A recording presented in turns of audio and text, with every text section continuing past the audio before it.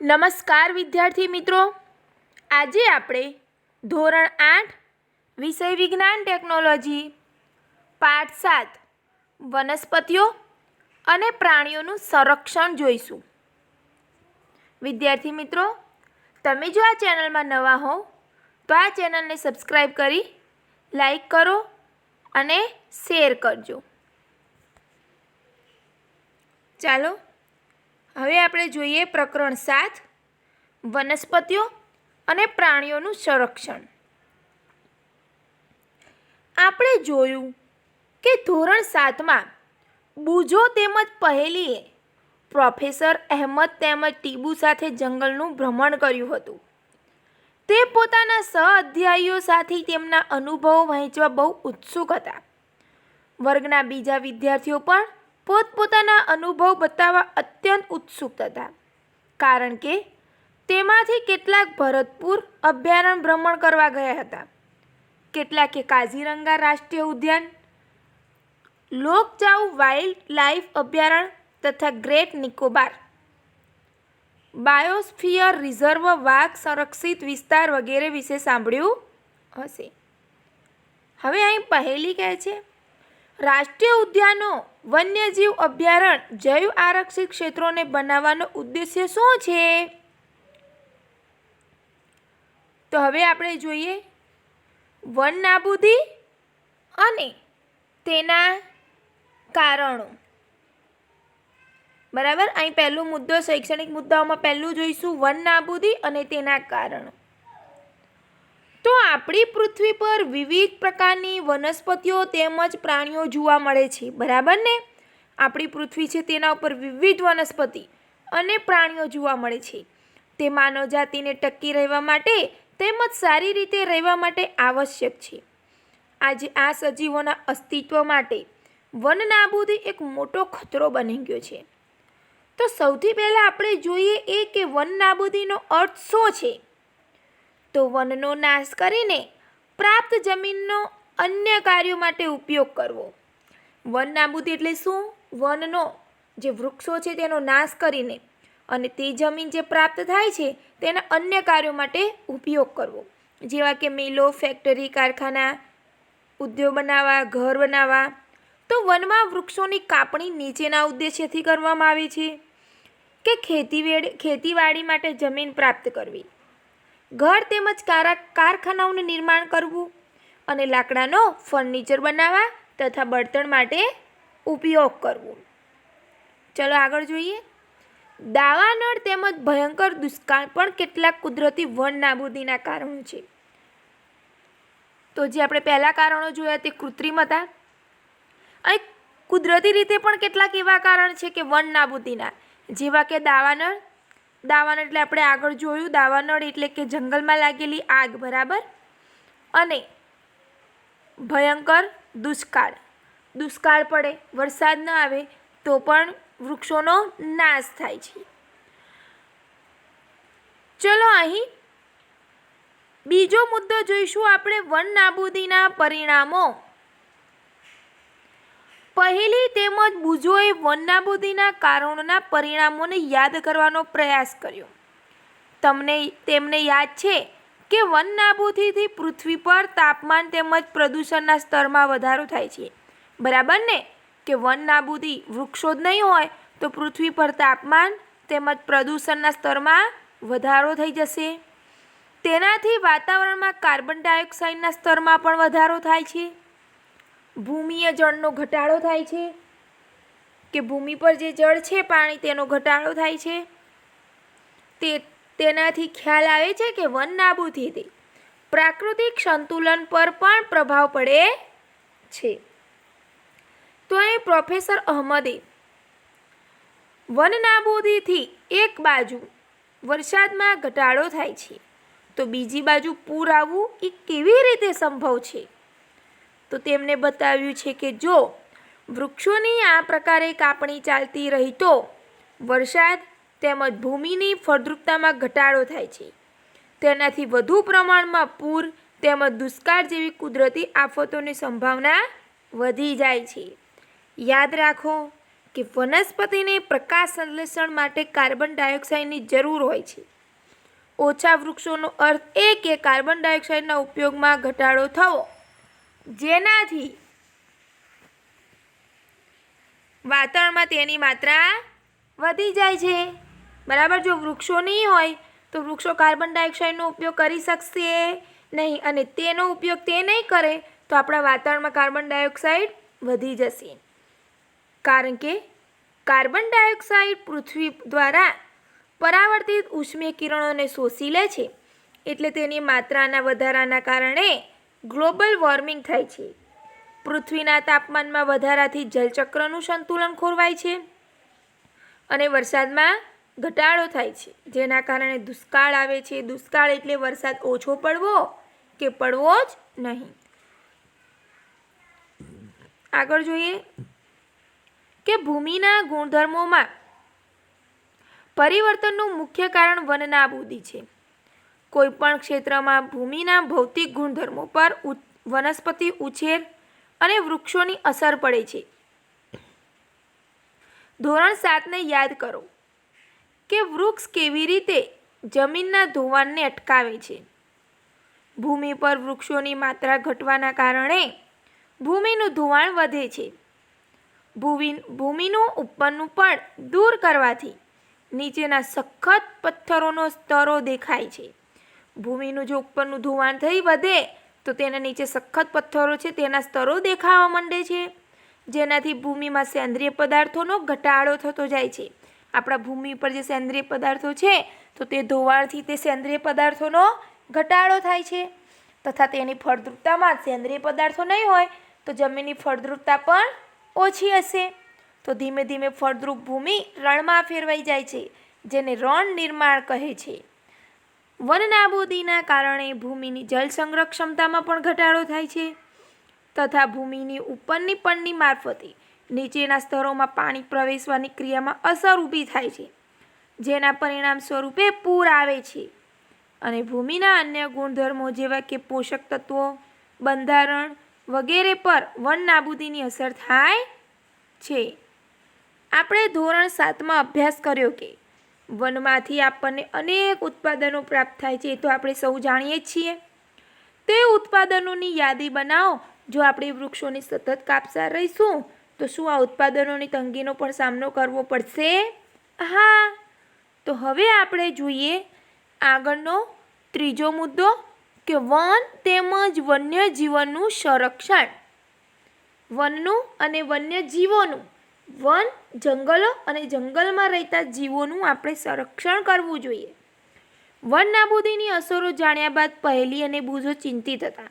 તે પ્રોફેસર અહમદ પાસે ગયા તથા તેઓએ પૂછ્યું કે વન તેમજ વન્ય પ્રાણીઓને કેવી રીતે બચાવી શકાય.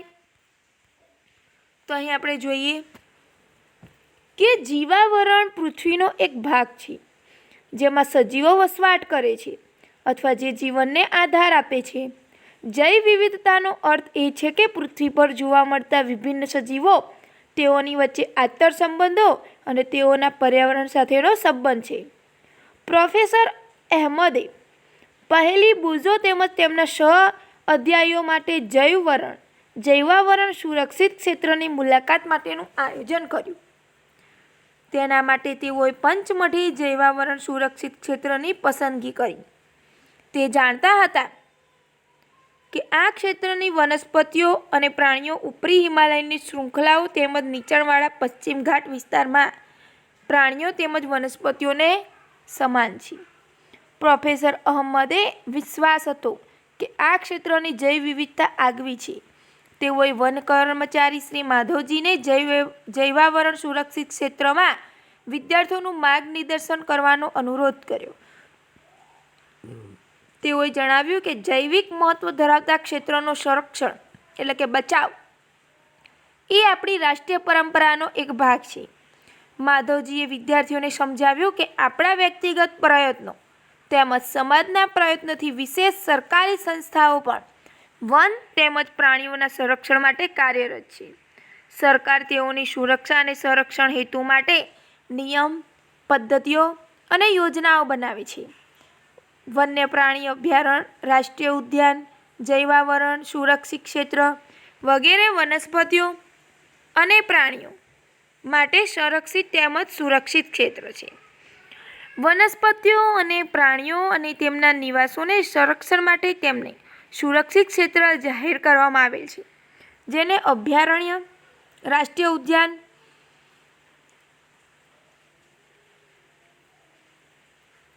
અને જૈવાવરણ આરક્ષિત વિસ્તાર કહીએ છીએ. વૃક્ષારોપણ, ખેતી, ચરવું, વૃક્ષોની કાપણી, શિકાર, ચામડું પ્રાપ્ત કરવા માટે શિકાર વગેરે આ ક્ષેત્રોમાં પ્રતિબંધ હોય છે. અભયારણ્ય એવો વિસ્તાર કે જ્યાં પ્રાણીઓ તેમજ તેના નિવાસ કોઈ પણ પ્રકારના ખલેલથી સુરક્ષિત હોય છે. અહીં અભયારણ્ય વ્યાખ્યા આપેલી છે કે અભયારણ્ય કોને કહીશું, તો કે એવો વિસ્તાર કે જ્યાં પ્રાણીઓ તેમજ તેના નિવાસ કોઈ પણ પ્રકારના ખલેલથી સુરક્ષિત હોય છે. રાષ્ટ્રીય ઉદ્યાન વન્ય પ્રાણીઓ માટે આરક્ષિત ક્ષેત્ર કે જ્યાં તે સ્વતંત્ર રૂપે નિવાસ તેમજ પ્રાકૃતિક સંસાધનોનો ઉપયોગ કરી શકે. જૈવાવરણ આરક્ષિત વિસ્તાર કોને કહે છે તે જોઈએ કે વન્ય સજીવો, વનસ્પતિઓ તેમજ પ્રાણીઓ અને તે વિસ્તારના આદિવાસીઓનો પારંપરિક રીતે જીવન પર્યાય હેતુ માટે વિશાળ સુરક્ષિત વિસ્તાર. ચાલો હવે આગળ પ્રવૃત્તિ 7.3 કરીએ કે તમારા જિલ્લા, રાજ્ય તેમજ દેશના રાષ્ટ્રીય ઉદ્યાનો, વન્ય પ્રાણી અભયારણ્યો તેમજ જૈવાવરણ સુરક્ષિત પ્રદેશોની સંખ્યા નોંધો તથા કોષ્ટક 7.1ની પૂર્તતા કરો અને આ ક્ષેત્રો તમારા રાજ્ય તેમજ ભારતના રેખાચિત્રમાં દર્શાવો.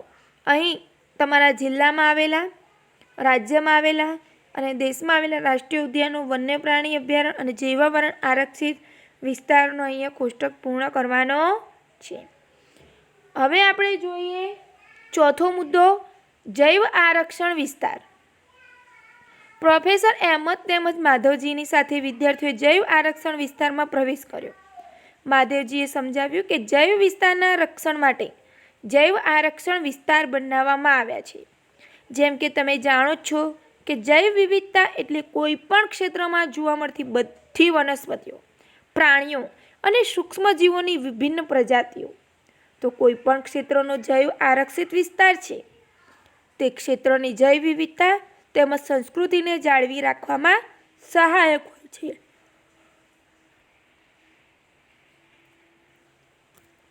કોઈપણ જૈવાવરણ આરક્ષિત વિસ્તારની અંતર્ગત અન્ય સુરક્ષિત વિસ્તાર પણ હોઈ શકે છે. પંચમઢી જૈવાવરણ આરક્ષિત વિસ્તારમાં સાતપુડા નામનું એક રાષ્ટ્રીય ઉદ્યાન તથા બોરી તેમજ પંચમઢી નામના 2 વન્ય પ્રાણી અભયારણ્ય આવે છે. અહીં આપણે પંચમઢી જૈવાવરણ આરક્ષિત વિસ્તાર જોઈએ અહીંયા, બરાબર. ચલો હવે આપણે આગળ જોઈએ. પાંચમો મુદ્દો જોઈશું આપણે વનસ્પતિ સૃષ્ટિ અને પ્રાણી સૃષ્ટિ. બાળકોએ ભ્રમણ કરતી વખતે જૈવાવરણ આરક્ષિત વિસ્તારની લીલોતરીની પ્રશંસા કરી.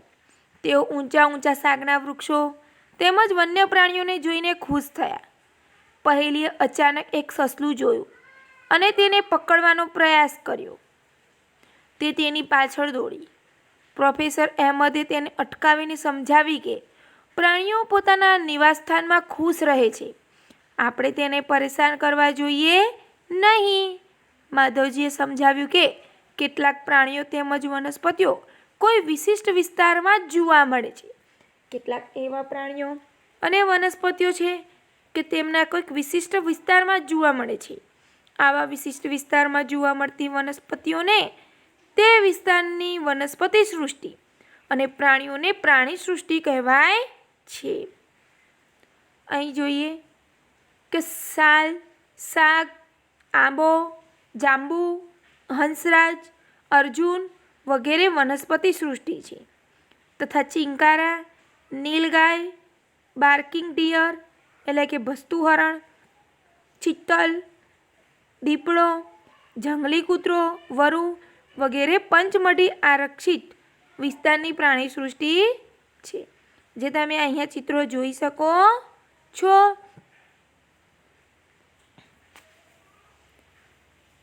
ચલો હવે આપણે આગળ જોઈએ. છઠ્ઠો મુદ્દો આપણો છે સ્થાનિક જાતિઓ. બાળકો ઝડપથી શાંતિપૂર્વક ગાઢ જંગલમાં પ્રવેશ્યા. બાળકો એક વિશાળ ખિસકોલીને જોઈને આશ્ચર્યચકિત થઈ ગયા. આ ખિસકોલીની પૂંછડી મોટી પીંછાકાર છે. તેઓ તેના વિશે જાણવા ખૂબ જ ઉત્સુક છે. માધવજીએ જણાવ્યું કે તેને વિશાળ ખિસકોલી કહે છે અને તે આ વિસ્તારની સ્થાનિક જાતિ છે. વનસ્પતિઓ અને પ્રાણીઓની એવી જાતિઓ કે જે કોઈ એક જ ક્ષેત્રમાં વિશિષ્ટ રૂપે જોવા મળે તેને સ્થાનિક જાતિ કહે છે. બરાબર, કે વનસ્પતિ અને પ્રાણીઓની એવી અમુક જાતિઓ છે કે જો એક જ ક્ષેત્રમાં વિશિષ્ટ રૂપે જોવા મળે, કે જે ત્યાં જોવા મળે તે આપણા વિસ્તારમાં જોવા મળતી નથી, તો આને આપણે સ્થાનિક જાતિ કહીશું. તે કોઈ અન્ય વિસ્તારમાં પ્રાકૃતિક રૂપે જોવા નથી મળતી. કોઈ વિશિષ્ટ પ્રકારની વનસ્પતિઓ તેમજ પ્રાણીઓ કોઈ વિસ્તાર, રાજ્ય તથા દેશની સ્થાનિક જાતિ હોઈ શકે છે. માધવજીએ પંચમઢી જૈવાવરણ આરક્ષિત ક્ષેત્રમાં આવેલ સાલ અને જંગલી આંબો, આ જંગલી આંબાનું ચિત્ર છે કે જંગલી આંબો અને ઝાડને બતાવીને સ્થાનિક વનસ્પતિઓનું ઉદાહરણ આપ્યું. બાયસન એટલે કે જંગલી બળદ, ભારતીય વિશાળ ખિસકોલી, બરાબર, ભારતીય વિશાળ ખિસકોલી અને ઉડતી ખિસકોલી આ વિસ્તારના સ્થાનિક પ્રાણીઓ છે. પ્રોફેસર અહેમદે જણાવ્યું કે તેમના નિવાસનો નાશ થવાથી અને વસ્તી વધારાથી અને ત્યાં નવી જાતિઓને લાવવાથી સ્થાનિક જાતિના કુદરતી નિવાસ અને તેમના અસ્તિત્વને પણ જોખમ થઈ શકે છે. અહીં તમે વિશાળ ખિસકોલી જોઈ શકો છો કે જેના પીંછા મોરના પીંછા જેવા લાંબા છે. જાતિ એ સજીવોની વસ્તીનો એવો સમૂહ છે કે જે એકબીજા સ્થાને આંતર પ્રજનન કરવા માટે સક્ષમ હોય છે. તેનો અર્થ એ છે કે એક જાતિના સભ્યો અન્ય જાતિઓ સિવાય માત્ર પોતાની જાતિના સભ્યો સાથે જ પ્રજનનક્ષમ સંતતિનું નિર્માણ કરી શકે છે. એક જ જાતિના સભ્યો સામાન્ય લક્ષણો પણ ધરાવે છે. ચાલો વિદ્યાર્થી મિત્રો, હવે આપણે 7મો મુદ્દો જોઈશું, વન્ય પ્રાણી અભયારણ્ય. તરત જ પહેલી એક બોર્ડ જોયું જેની ઉપર પંચમઢી વન્ય પ્રાણી અભયારણ્ય લખ્યું હતું. પ્રોફેસર અહેમદ સમજાવે છે કે સામાન્ય રીતે આવા સ્થળોએ પ્રાણીઓને મારી નાખવા કે પકડવા કાયદાની દ્રષ્ટિએ સખ્ત રીતે પ્રતિબંધિત અને સજાપાત્ર છે. આરક્ષિત જંગલોની જેમ વન્ય પ્રાણી અભયારણ્ય પણ વન્ય પ્રાણીઓને સંરક્ષણ અને સાનુકૂળ જીવન પરિસ્થિતિ પૂરી પાડે છે. તેઓ એવું પણ કહે છે કે વન્યજીવ અભયારણ્યમાં રહેતા લોકોને કેટલીક પ્રવૃત્તિઓ જેવી કે પશુધન માટેનો ચારો, ઔષધીય વનસ્પતિ, બળતણ માટેનું લાકડું વગેરેની પરવાનગી હોય છે. કેટલાક મહત્વપૂર્ણ સંકટમાં મુકાયેલા જંગલી પ્રાણીઓ જેવા કે કાળું હરણ, શ્વેત આંખોવાળું હરણ, હાથી, સોનેરી બિલાડી, ગુલાબી શીર્ષવાળું બતક, ઘડિયાળ, કાદવમાં રહેતો મગર, અજગર, ગેંડા વગેરે આપણા વન્ય પ્રાણી અભયારણ્યોમાં સુરક્ષિત તેમજ સંરક્ષિત છે. ભારતીય અભયારણ્યો આગવા વિસ્તારો, મોટા સપાટ જંગલો, પહાડી જંગલો તથા મોટી નદીઓના મુક્ત ત્રિકોણ પ્રદેશની જાળીવાળી જમીન અથવા ઝાડીઓ છે. ચલો આગળ.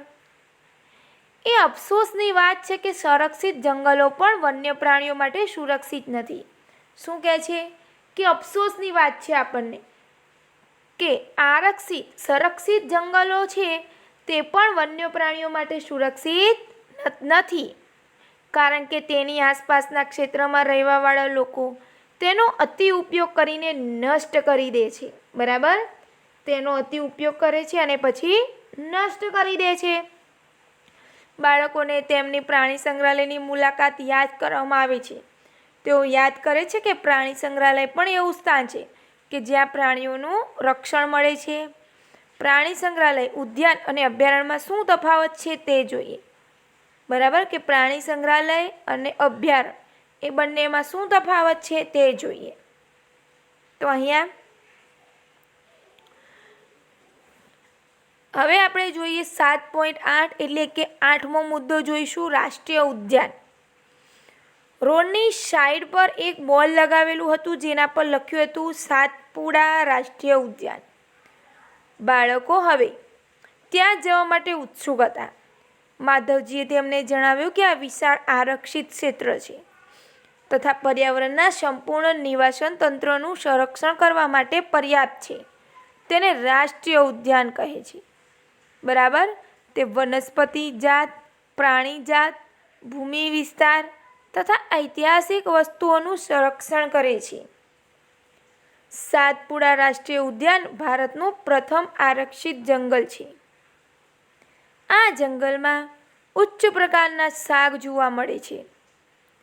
ભારતમાં 100થી પણ વધારે રાષ્ટ્રીય ઉદ્યાન આવેલા છે. જોઈએ આગળ. સાતપુડા રાષ્ટ્રીય ઉદ્યાનમાં ખડકોના આશ્રય પણ આવેલા છે. તે આ જંગલોમાં મનુષ્યની ગતિવિધિઓની પ્રાગૈતિહાસિક સાબિતી છે. તે આપણને આદિમાનવના જીવન વિશે ખ્યાલ આપે છે. પથ્થરોની આ ગુફાઓમાં ચિત્રકામ પણ જોવા મળે છે.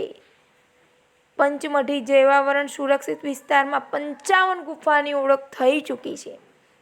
આ કલાકૃતિઓમાં પ્રાણીઓ તેમજ મનુષ્યો લડતા, શિકાર કરતા, નૃત્ય તેમજ વાદ્યયંત્રો વગાડતા દર્શાવવામાં આવ્યા છે. આજે પણ અનેક આદિવાસી જંગલમાં રહે છે. હવે બાળકો જેવા આગળ વધ્યા તેઓને એક બોર્ડ જોવા મળ્યું. તેના પર લખેલું હતું સાતપુડા વાઘ આરક્ષિત વિસ્તાર. તો માધવજી જણાવે છે કે આપણે સરકારે વાઘના સંરક્ષણ માટે પ્રોજેક્ટ ટાઈગર અમલમાં મૂક્યો છે.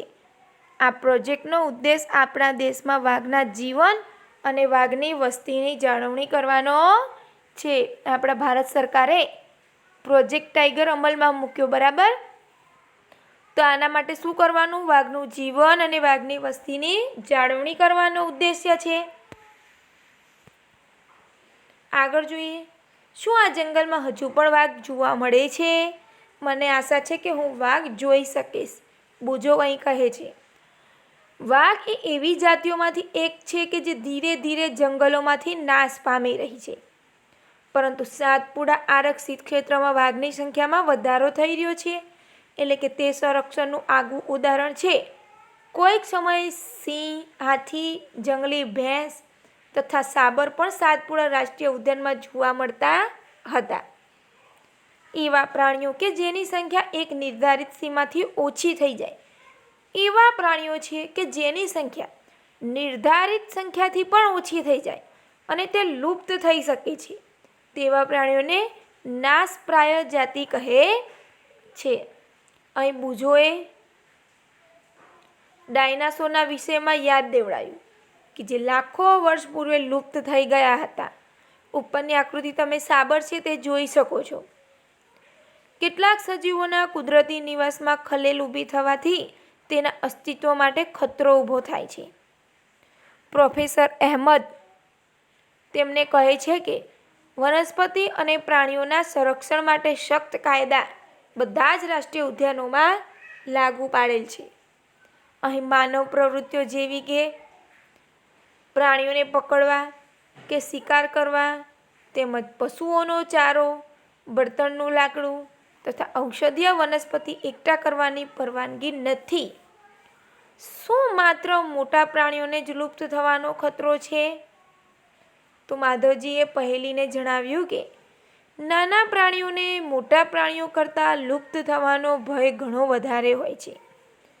ક્યારેક આપણે સાપ, દેડકા, ગરોળી, ચામાચીડિયા અને ઘુવડને નિર્દયતાથી મારી નાખીએ છીએ અને નિવસન તંત્રમાં તેમના મહત્ત્વ વિશે વિચારતા પણ નથી. તેઓને મારીને આપણે આપણી જાતને પણ નુકસાન પહોંચાડીએ છીએ. ભલે તે કદમાં નાના હોય, પરંતુ નિવસન તંત્રમાં તેઓના યોગદાનને જ નજરઅંદાજ ન કરી શકાય.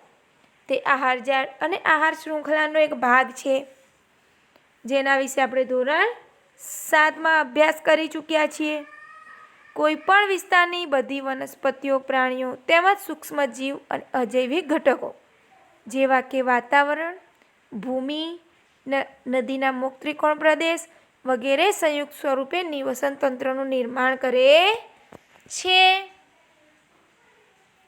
ચલો હવે આપણે આગળ જોઈએ. 9મો મુદ્દો. અહીં બુજો કહે છે, મને આશ્ચર્ય થાય છે કે બધી નાશપ્રાય જાતિઓનો કોઈ રેકોર્ડ હશે પણ ખરો કે નહીં? તો 9મું જોઈએ મુદ્દો, red data book. Red data book એટલે કે પ્રોફેસર અહેમદ બાળકોને રેડ ડેટા બુક વિશે સમજાવે છે. તે જણાવે છે કે રેડ ડેટા બુક એ એવું પુસ્તક છે કે જેમાં બધી નાશપ્રાય જાતિઓનો રેકોર્ડ રાખવામાં આવે છે. બરાબર. આ રેડ ડેટા બુક એવી બુક છે કે નાશપ્રાય જાતિઓનો, જે નાશ પામેલી જાતિઓ છે અને જે નાશપ્રાય જાતિઓ છે તેમનો રેકોર્ડ રાખવામાં આવે છે. એક સંસ્થા દ્વારા આંતરરાષ્ટ્રીય સ્તરે રેડ ડેટા બુક જાળવવામાં આવે છે. ભારતમાં જોવા મળતા વનસ્પતિ અને પ્રાણીઓ માટેની રેડ ડેટા બુક ભારત દ્વારા જાળવવામાં આવે છે. હવે આપણે 10મો મુદ્દો જોઈશું, સ્થળાંતર. માધવજીના માર્ગદર્શન હેઠળ ભ્રમણ કરતું જૂથ ગાઢ જંગલમાં પ્રવેશ્યું. તેઓ તવા સરોવર નજીક થોડો સમય. અહીં પહેલી શું કહે છે? જો આપણી પાસે લાકડું હોત જ નહીં તો શું થાત? શું લાકડાનો અન્ય વિકલ્પ ઉપલબ્ધ છે? હું જાણું છું કે કાગળ એક મહત્વપૂર્ણ ઉત્પાદન છે કે જે આપણને જંગલમાંથી જ પ્રાપ્ત થાય છે. તો મને આશ્ચર્ય છે કે કાગળનો પણ કોઈ વિકલ્પ ઉપલબ્ધ હશે ખરો? માટે આરામ કરવા માટે બેઠા. પહેલીએ નદીની નજીક કેટલાક પક્ષીઓ જોયા. માધવજી જણાવે છે કે તે સ્થળાંતરણ કરનારા પક્ષીઓ છે. બરાબર. નદીની નજીક જે પક્ષીઓ છે તે બીજેથી આવ્યા છે, સ્થળાંતરણ કરનારા પક્ષીઓ છે. તે પક્ષી દુનિયાના અન્ય વિસ્તારમાંથી ઉડીને અહીં આવ્યા છે. વાતાવરણીય બદલાવના કારણે સ્થળાંતરણ કરનારા પક્ષીઓ એટલે કે પ્રવાસી પક્ષીઓ છે કે તે જે વિસ્તારમાં રહેતા હોય ત્યાં વાતાવરણ તેમને અનુકૂળ ન આવે ત્યારે તેઓ સ્થળાંતરણ કરે છે અને પાછું તેમની સિઝન આવે તો તે પાછા પોતાના વિસ્તારમાં ચાલ્યા જાય છે. પ્રત્યેક વર્ષે દૂર દૂરના વિસ્તારોમાંથી એક ચોક્કસ સમય ઉડીને આવે છે. તે અહીં ઈંડા મૂકવા માટે આવે છે. કારણ કે અતિશય ઠંડી હોવાને લીધે તેમના મૂળ નિવાસ સ્થાન તે સમયે રહેવા માટે યોગ્ય હોતા નથી. એવા પક્ષીઓ જે ઉડીને દૂરના અંતરની લાંબી યાત્રા કરે છે તેને સ્થળાંતરિત પક્ષીઓ અથવા તો પ્રવાસી પક્ષીઓ કહે છે. જેમ કે પહેલીએ તેના વિશે ધોરણ 7માં પણ અભ્યાસ કર્યો હતો. ચલો હવે આપણે આગળ જોઈએ. 11મો મુદ્દો, કાગળનું રિસાયકલિંગ. બરાબર. પુનઃઉત્પાદન કાગળનું. પ્રોફેસર અહેમદે બાળકોનું ધ્યાન વનનાબૂદીના એક અન્ય કારણ તરફ દોર્યું. તે તેઓને જણાવે છે કે 1 ટન કાગળ પ્રાપ્ત કરવા માટે પૂર્ણ વિકસિત 17 વૃક્ષોને કાપવામાં આવે છે. ખબર પડી? 1 ટન કાગળ ઉત્પાદન કરવા માટે પૂરા વિકાસ પામેલા 17 વૃક્ષોને કાપવામાં આવે છે. આથી આપણે કાગળની બચત કરવી જોઈએ. પ્રોફેસર અહેમદ પણ જણાવે છે કે કાગળ માટે ઉપયોગ માટે કાગળને 5 થી 7 વખત રિસાયકલિંગ કરી શકાય છે. જો કોઈ વિદ્યાર્થી એક દિવસમાં માત્ર એક જ કાગળની બચત કરે ને તો આપણે 1 વર્ષમાં અનેક વૃક્ષોને બચાવી શકીએ. આપણે કાગળનો બચાવ કરવો જોઈએ, તેનો પુનઃ ઉપયોગ તેમજ રિસાયકલ કરવું જોઈએ. તેથી તેની મદદથી આપણે માત્ર વૃક્ષોને જ બચાવશું એવું નથી, પરંતુ કાગળ ઉત્પાદનના ઉપયોગમાં લેવાતા પાણી તેમજ ઉર્જાની પણ બચત કરી શકીશું. તેની સાથે સાથે કાગળ ઉત્પાદનના ઉપયોગમાં લેવાતા હાનિકારક રસાયણોમાં પણ ઘટાડો થશે. ચલો આગળ અહીં બુજો કહે છે, શું વન નાબૂદીનું કોઈ કાયમી નિવારણ છે? તો હવે તે જોઈએ આપણે. 12મો મુદ્દો છે આપણો, બરાબર. 12મો મુદ્દો અને છેલ્લો મુદ્દો આ પાઠનો કે પુનઃવનીકરણ.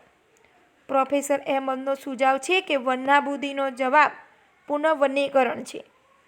પુનઃવનીકરણનો ઉદ્દેશ કાપવામાં આવેલા વૃક્ષોની ઘટ પૂરી કરવા, નવા વૃક્ષોની રોપણી કરવાનો છે. અને રોપવામાં આવેલ વૃક્ષ સામાન્યતઃ એ જ જાતિના હોય છે જે તે જંગલમાં જોવા મળે છે. આપણે ઓછામાં ઓછા એટલા તો વૃક્ષ ઉછેરવા જ જોઈએ જેટલા આપણે કાપીએ છીએ.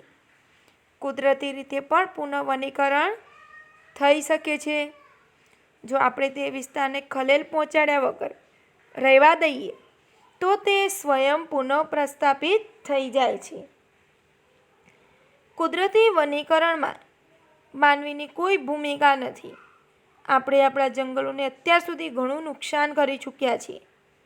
જો આપણે આપણી આવનારી પેઢી માટે હરિયાળી સંપત્તિ બનાવી રાખવી હશે તો વધારેમાં વધારે વૃક્ષારોપણ જ એકમાત્ર વિકલ્પ છે. પ્રોફેસર અહેમદે તેઓને બતાવ્યું કે ભારતમાં વન સંરક્ષણ અધિનિયમ છે. આ અધિનિયમનો હેતુ પ્રાકૃતિક વનોની જાળવણી અને સંરક્ષણ કરવાનો છે.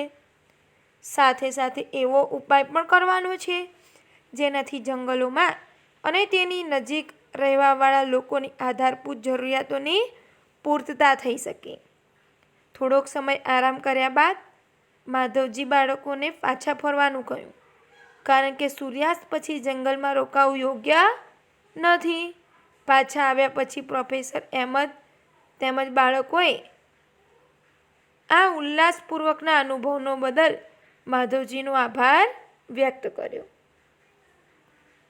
તો ચાલો વિદ્યાર્થી મિત્રો, અહીં આપણે પાઠમાં શું શીખ્યા તે મુખ્ય મુદ્દાઓ જોઈ લઈએ.